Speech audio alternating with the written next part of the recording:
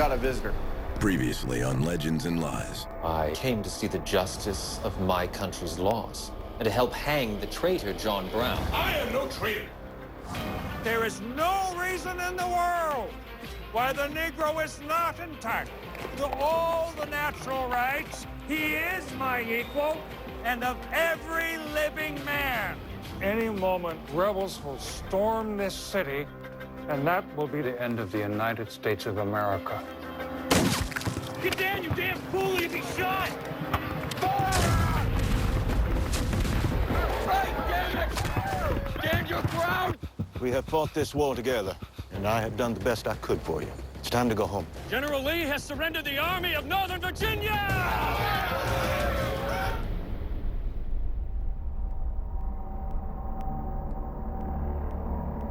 4 years ago, all thoughts were anxiously directed to an impending civil war, and the war came. But the Almighty has his own purposes. With firmness in the right, as God gives us to see the right, let us strive to finish the work we are in. I'm a good old rebel.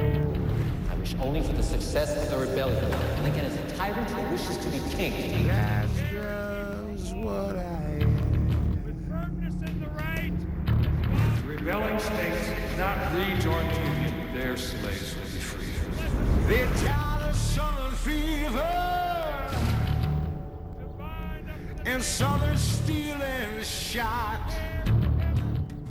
If Lincoln chooses to fly the black flag, then we must be prepared to be repaid in kind. And I don't want any party.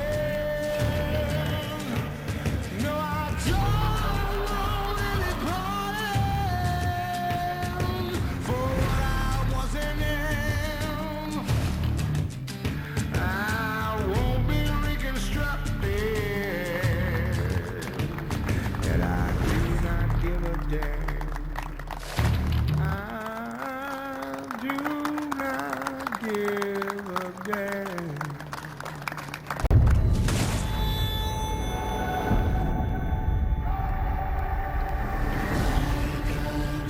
Treaties of thee, sweet land of liberty.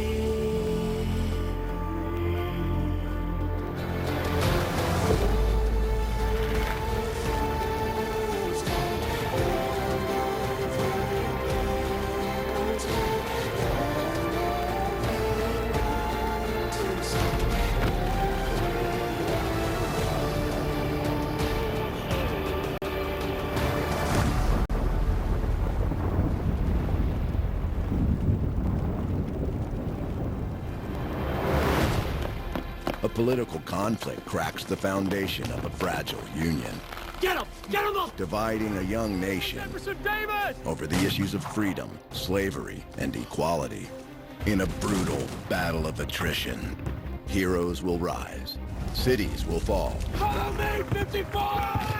and the blood of thousands will stain the land. America's struggle for life, liberty, and justice for all becomes the Civil War.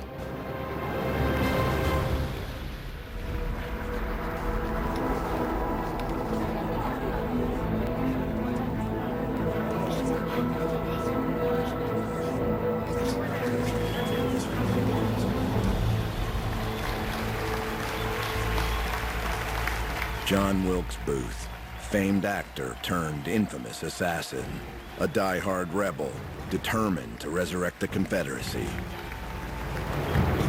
But behind every assassin stands a man, and behind every legend lies the truth. Hey, where do you think you're going? And me. I have a right to be here. You're John Wilkes Booth. The assassination of Abraham Lincoln puts a final bloody stamp on the Civil War, but the man who pulls the trigger remains a mystery. Born in Maryland, a state divided on the issue of slavery, John Wilkes Booth comes from a free state family. But the hot-tempered son of an actor takes a darker path. Booth turns into a fierce white supremacist. who comes unhinged when the South surrenders. And the man once inspired by John Brown's willingness to die for the abolitionist cause carries out his own calculated act aimed at keeping his beloved Confederacy alive.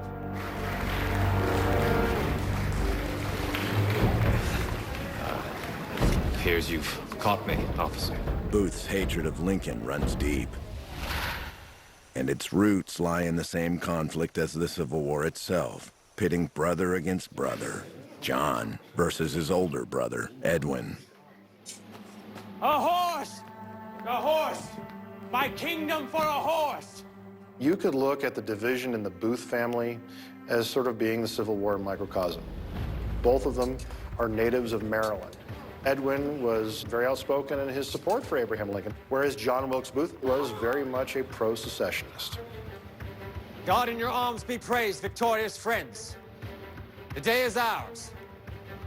The bloody dog is dead. Bravo! Bravo! Bravo!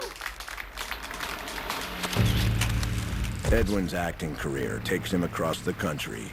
He embraces high society and abolitionist ideas. But John spends most of his formative years in Virginia and embraces the Southern way of life. He resents his brother's talent and political views. Booth sides with the slaveholders on the issue of racial equality and grows hostile toward abolitionists, especially John Brown. John Wilkes Booth. He's got these friends in the local militia. And when John Brown gets sentenced to death, he borrows a hat from one friend and a jacket from another, and he pieces together a uniform and pretends like he is a member of the militia. So he wanted to see vengeance done.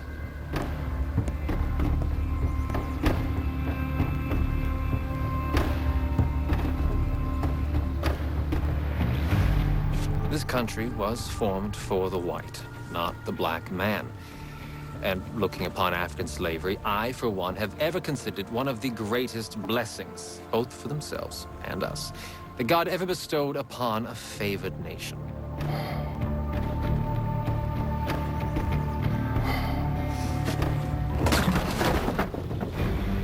God bless Virginia!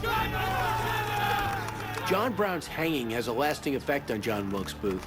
The influence of a man willing to give his life for a cause serves as an example, so what starts as an abstract hatred of Northern ideals now begins to grow into a life's mission for preserving the Southern way of life by any means necessary.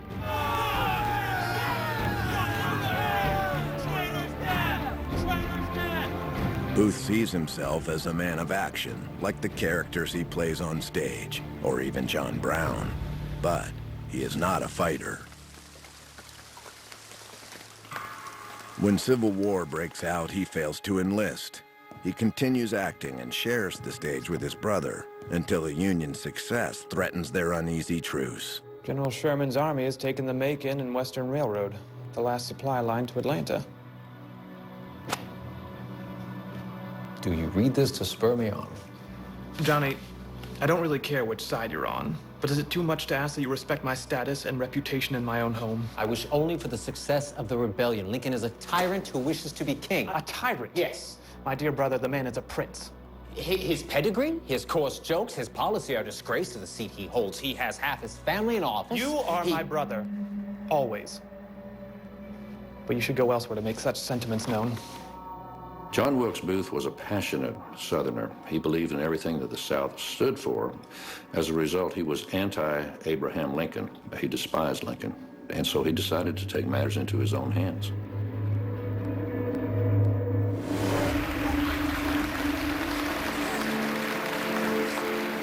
Lincoln's re-election becomes a tipping point for Booth. Faced with 4 more years of the anti-slavery Republican in office, he devises a plan to derail the Union. Follow me, Mr. Booth. I'll get you a good seat for the speech. With firmness in the right, as God gives us to see the right, let us strive to finish the work we are in, to bind up the nation's wounds, to care for him John Wilkes Booth saw the war ending and Southern honor was dying with the end of the war. He was going to kidnap President Abraham Lincoln and ransom him for the freedom of Confederate soldiers. And that was his way of making sure that the war really wasn't going to end. Booth taps into the underground network of Confederate sympathizers in Washington and Maryland to assemble a team.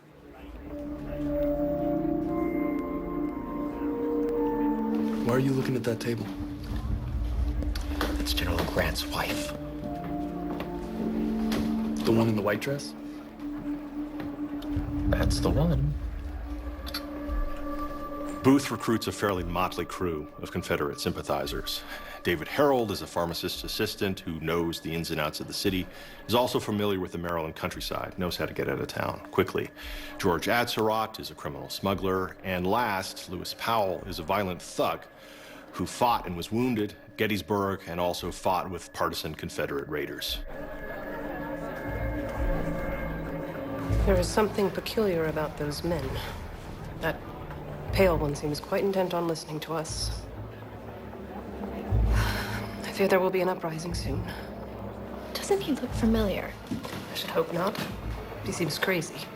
I believe he's an actor. And that only confirms his insanity. So you're telling me that you plan to abduct the president?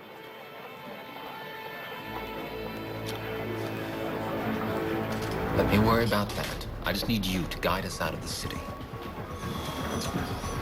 Well, if we don't act soon, I'm out.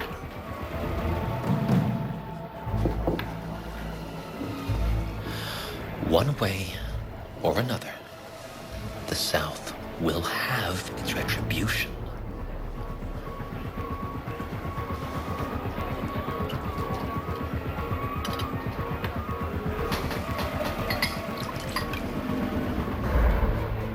When we are finished, this city will plunge into chaos. Everything's falling into place, gentlemen. Falling into place. Booth has his team and a plan to kidnap Abraham Lincoln. But when Lee surrenders at Appomattox, Booth's hatred of the Union intensifies more than anyone can know.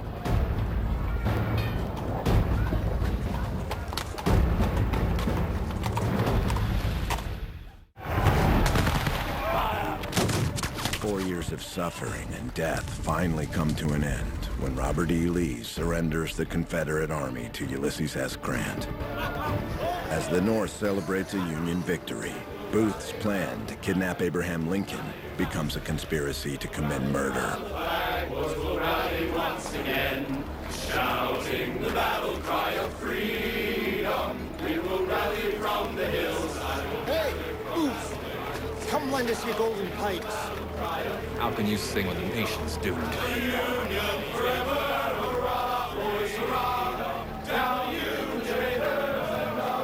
Though many dismiss killers like John Wilkes Booth as simply psychopathic or crazy, his plan to kill the president is not an impulsive act. It's a calculated, premeditated plot, fueled by a lifetime's worth of resentment at those who would try to destroy the Southern way of life. In Booth's mind, the Union's success is a victory for tyranny, and it is his patriotic duty to kill Lincoln to save the country he claims to love.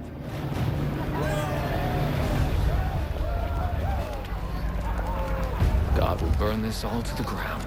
The decision to assassinate the president makes Booth's plan much simpler. Now, all he needs is the right opportunity.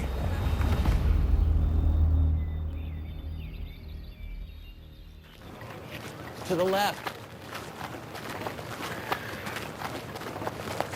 Now here comes a man that don't like General Lee. Lee should have never given up his sword. I'd have made a braver showing. The president will be here tonight with General Grant. You should come tonight, John. Boxes 7 and 8. Booth has decided that he's going to kill Lincoln. I mean, he's been looking for a chance, and Booth decides where better for a prominent actor to carry out such a task than in the theater. I'll save you a front row seat.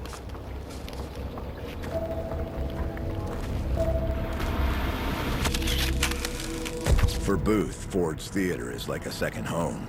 He knows every inch of the building, and no one will be suspicious of him being there. It's where he's performed dozens of times, even for Lincoln himself. Unaware of the plot brewing against him, the president takes a rare opportunity to spend time with his wife. These next 4 years, I hope they make up for the last 4. After that, perhaps a little farm on the banks of the Sangamon River. Lincoln knew that his life was at risk. He came back from a ride one time, took off the stovepipe hat, and saw a bullet hole in it. So in a way, the end of the war made him feel much more secure than he ought otherwise to have been. I have never felt happier in my life. And while I may be so, I consider this day the close of the war. We must be more cheerful in the future. It's all over now. Lincoln looks optimistically to the future of the restored Union, not knowing that across town, Booth is intent on throwing the nation into chaos.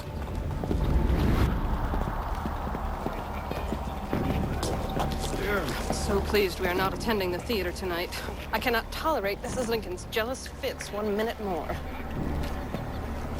On April 14, 1865, General Grant was supposed to accompany Abraham and Mary Lincoln to the theater. Julia Grant said, "You're not going. You're going with me to see the children in New Jersey." I don't know what would have happened if Grant had been in the box that day, but it's one of these little turns of history that happen because this once and future First Lady reviled each other so much. I believe that's the same man who was staring at me at lunch.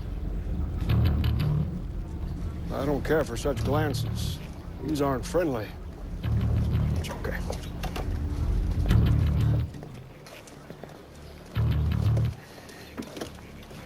All right, let's go.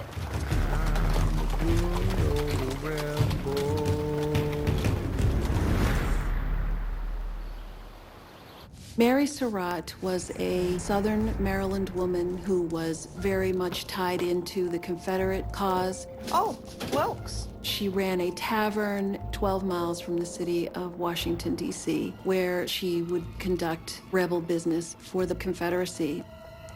Time's finally come, Mary. The old fox will be at Ford's tonight. Please deliver this package to Lloyd. Make sure he has those carbines ready for me tonight. Be sure this does not get wet or break. He used her as a place to hide weaponry. He's already given her 2 carbines to store at her tavern. And the day of the assassination, he gives her a package that has field glasses in it. So she slowly but surely became enmeshed in the conspiracy. With the plan in place, it's just a matter of hours until John Wilkes Booth unleashes his personal rage against those who oppose slavery. Gentlemen, tonight, we kill the president.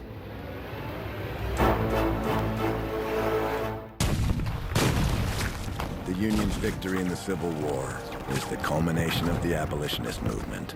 Gentlemen, the only option we have left is abolition or destruction. God has put you on this earth to lead a revolution, Mr. Brown. And freedom for millions of slaves is now on the horizon. But this dream fulfilled is a nightmare all too real for die-hard Confederate John Wilkes Booth. Gentlemen, tonight, we kill the president. It is important that we act in concert for the best hope of success and escape. At precisely 10:15, there's a punchline in the play that always gets a huge outburst of laughter, enough to cover a gunshot. That is the moment we must all strike. Most people tend to think of Lincoln's assassination as an isolated incident, but the president is not the only target that fateful night. Booth aims to decapitate the entire federal government by murdering Vice President Andrew Johnson and Secretary of State William Seward. Booth believes that if he can throw the Union into chaos, the South has another chance at standing their ground and preserving the Confederacy. I'd confirm the Vice President will be in his room at the Kirkwood Hotel. George, he's yours. No. I won't do it. George, we've been seen about town together, so there's no turning back now. You'll be tied to us no matter what you do. It is death for every man who backs out. Powell, you'll take Secretary Seward at his house. Harold will go with you and guide you to the Navy Yard Bridge when it's done. The old fox is mine. John Wilkes Booth wants to be sure that everything is in place for him to assassinate the president and escape from the theater after he has done his deed. Booth's men split up to go after their targets, and in less than 2 hours, they plan to alter the fate of the United States forever. Will you take a bath before you dress? Take a bath? I suppose you mean bad. Though Ulysses S. Grant and his wife are supposed to join the president and first lady, they decline. So the Lincolns share their private box with Major Henry Rathbone and his fiancée, Clara Harris. Well, I'm together.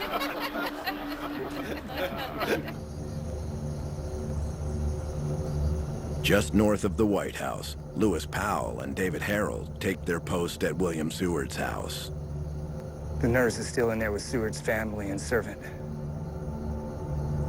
Seward was recuperating from a very serious carriage accident. He had a brace on his face and his neck and his upper body. I'm a good old rebel. That's just what I am. George Atzerodt has to drink himself brave before closing in on Vice President Andrew Johnson. And at Ford's Theater, John Wilkes Booth makes his way to the presidential box. What will Miss Harris think of me hanging on to you so? She won't think anything about it. 300,000 Yankees sniffing the southern dust. Yes, sir. Tired of southern fever and southern stealing shots. I won't be reconstructed, and I do not give a damn. Across the nation's capital, John Wilkes Booth and his fellow assassins attempt a synchronized mission to kill President Abraham Lincoln. Got medicine for Mr. Seward. Secretary of State William Seward, and Vice President Andrew Johnson. It's a coordinated decapitation strike masterminded by John Wilkes Booth to resurrect the Confederacy. I suppose you mean a man. In 1865, presidential security is almost non-existent, regardless of political dissension. And even though the threat of assassination is still hanging over his head, Lincoln is not intimidated, especially at home in Washington. Whoa, man, I calculate I ain't gonna expose myself to the shakes in this cool, cold climate of yours. Right or wrong, God judge me, not man. For 4 years I have waited, hoped, and prayed for the dark clouds to break. To wait longer would be a crime. All hope for peace is dead. God's will be done. As Booth waits for his moment to strike, George Atzerodt gathers his courage to shoot Vice President Andrew Johnson.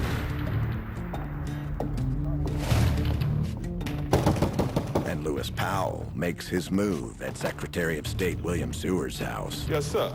Dr. Verdi sent me. Master Seward is asleep. You can't go up there. I'm a good old rebel. So make traps. That's just what I am.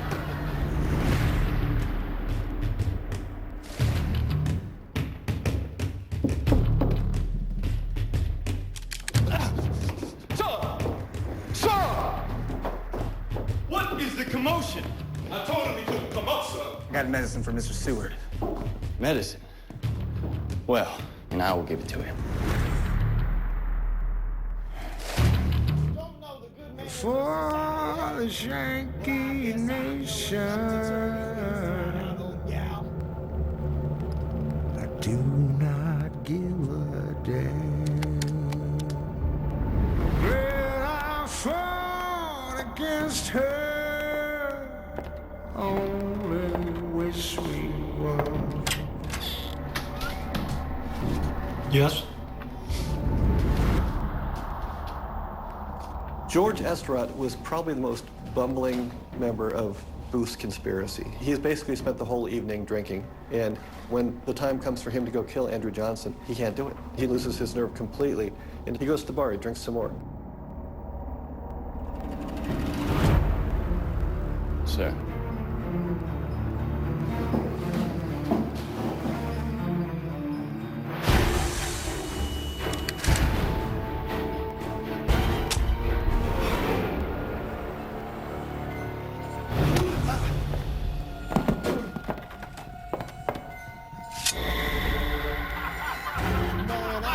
I ain't gonna expose myself to the shakes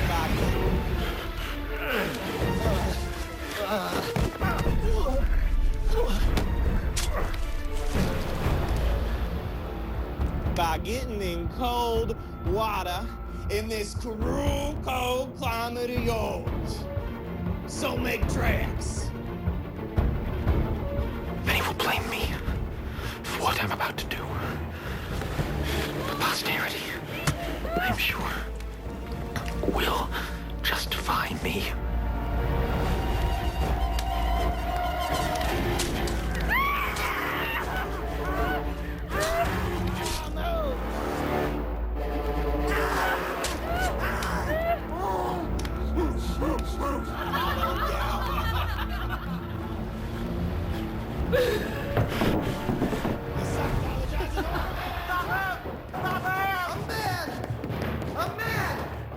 You sockdologizing an old man trap!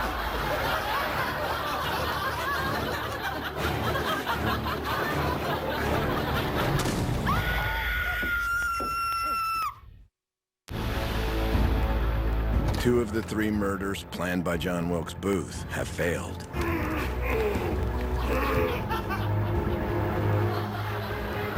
But Booth himself is determined to carry out the assassination of Abraham Lincoln and throw the newly reunited states into chaos. Well, I guess I know enough to turn you inside out, old gal.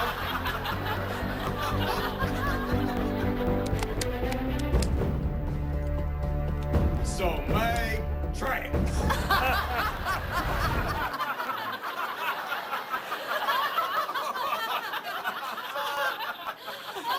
You sockdologizing old man trap!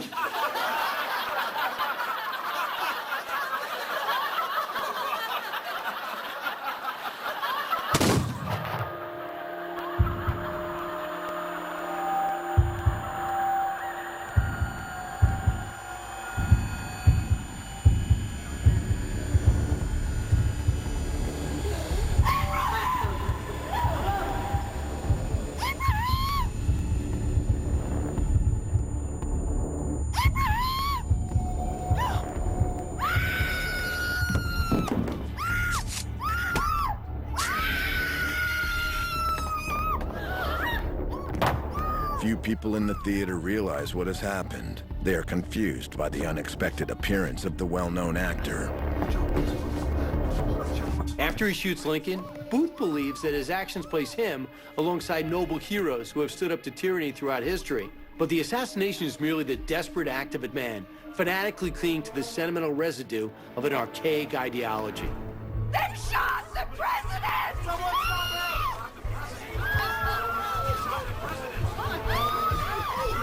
What happened?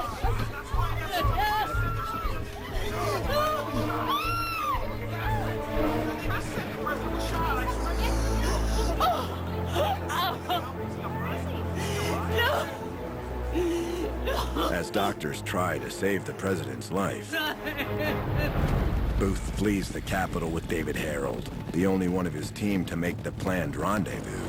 They head to Mary Surratt's Tavern in Maryland to pick up supplies. I do believe I broke my ankle when I leapt from the box. Can you make it till we get to Dr. Mudd's? I'll tell you some news, Lloyd. I'm pretty certain we've assassinated the president and Secretary Seward. Damn you both. Booth is counting on a network of Confederate sympathizers to aid his escape. But what he doesn't count on is that people who were on board with kidnapping the president don't want to be associated with an assassin, which means his escape is going to be much more difficult than he anticipated. When the sun rises over Washington, Lincoln is barely clinging to life. Lincoln was laid on this incredibly small bed for this very tall man, and he lies there with very labored breathing, bleeding out of his head. The doctors could do nothing.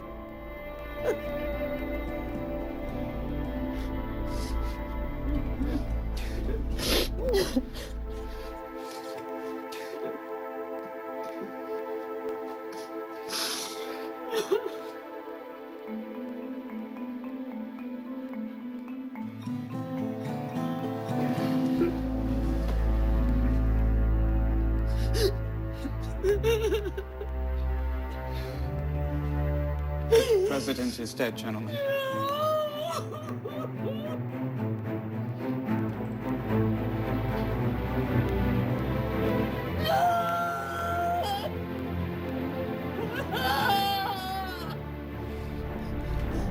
And now, he belongs to the ages.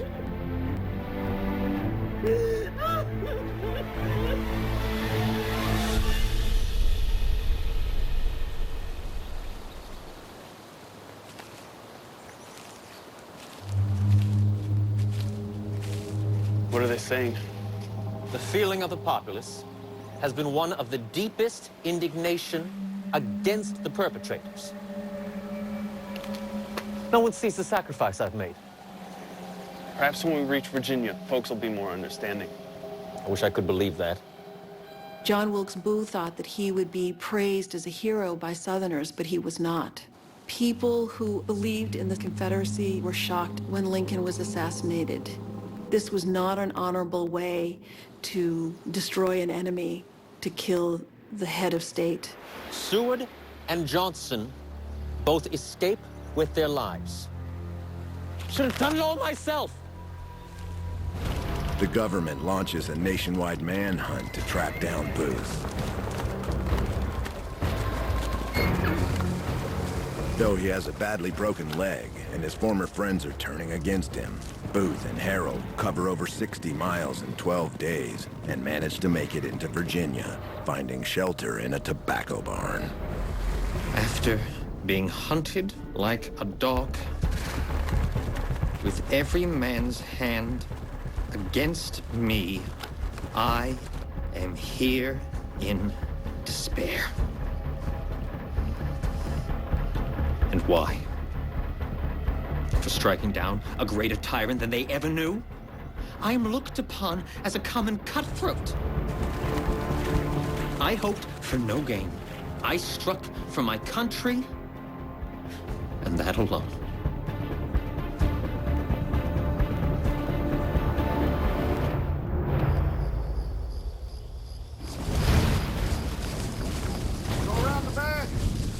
Booth's great drama has turned into a tragic farce.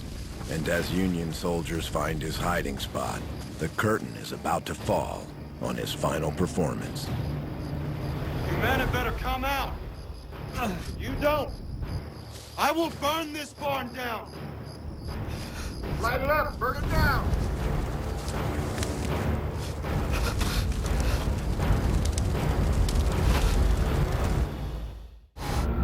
12 days after committing the first assassination of an American president, John Wilkes Booth is the most wanted man in America.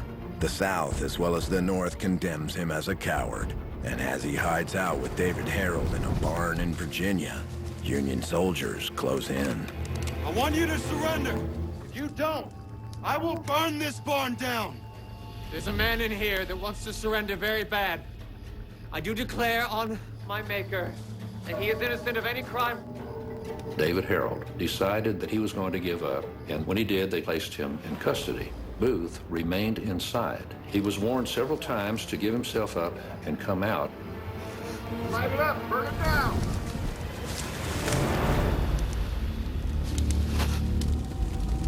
Well, my brave boys, make quick work of it. I'm a good old rebel. That's just what I am. For the Shanky Nation, do not give a damn.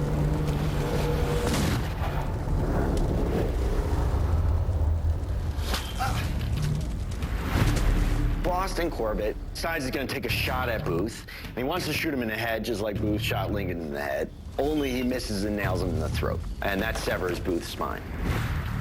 Put him down over there. Is he dead? The day is ours. The bloody dog is dead. Let us strive to finish the work we are in. One way or another, the South will have its retribution.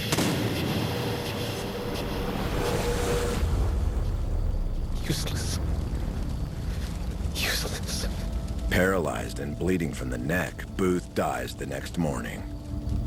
His corpse is unceremoniously shipped to Washington for burial, as the body of Abraham Lincoln makes a final hero's journey. The nation mourned dramatically for several weeks. The funeral train traveled from Washington, D.C., through Pennsylvania and New York, and on to Springfield, Illinois. In the coming months, Booth's co-conspirators are tried and executed, making Mary Surratt the first and only woman ever hanged by the federal government. David Harold, George Atzerodt, Lewis Powell, and Mary Surratt. You have been sentenced to hang.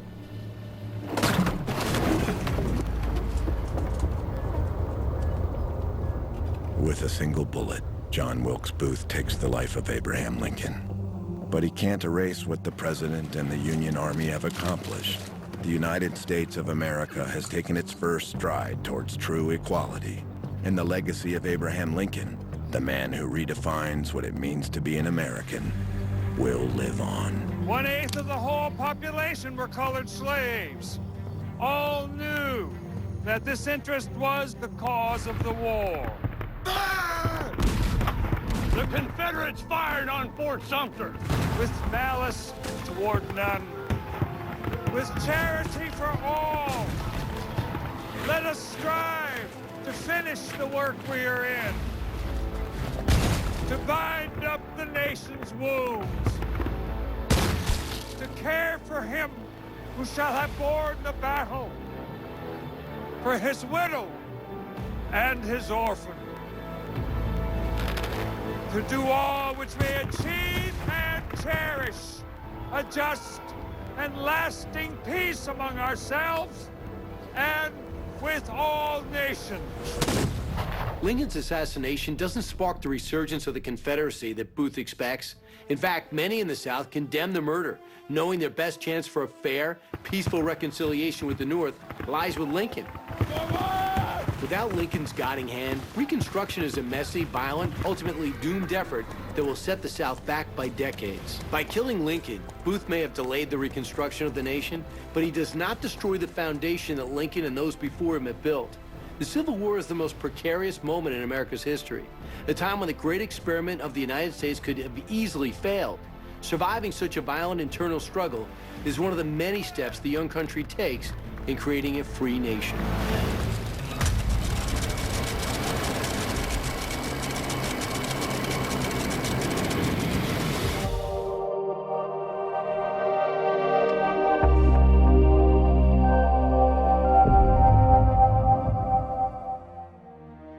Thanks for watching. If you'd like to help us produce more compelling historical content like this, please like, comment below, and share this video with fellow history buffs. And of course, be sure to subscribe to help keep history happening.